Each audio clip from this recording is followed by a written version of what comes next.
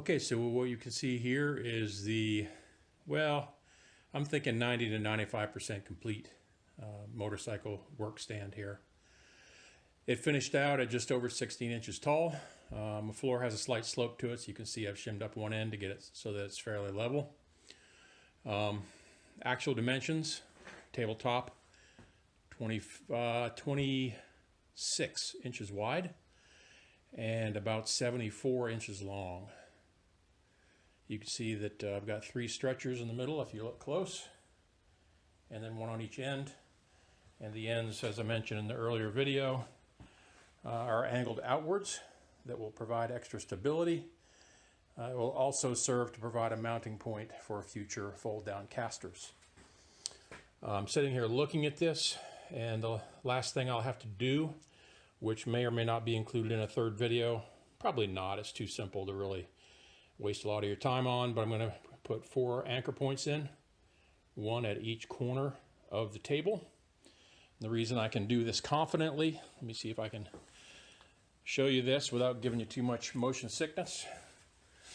But on each corner, I have put a piece of 2x4 at a 45-degree angle, so that when I run an eye bolt into here, it won't be just grabbing 3/4 of an inch of plywood, but it'll be grabbing 2 1/4 inches worth of material. And I can put a nice fat washer on the underside of it, and it'll be a nice strong place to put a ratchet strap or other contraption.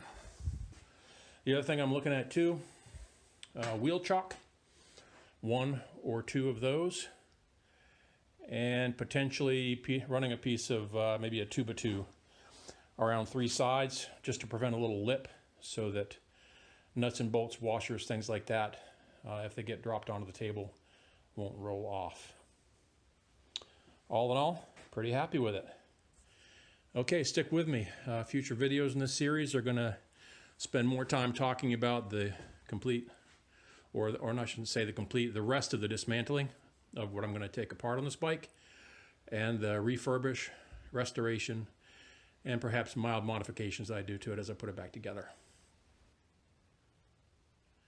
And as always, please go ahead and like the video, subscribe so that you get notified of future videos, and please feel free to leave me a comment. I don't mind constructive criticism.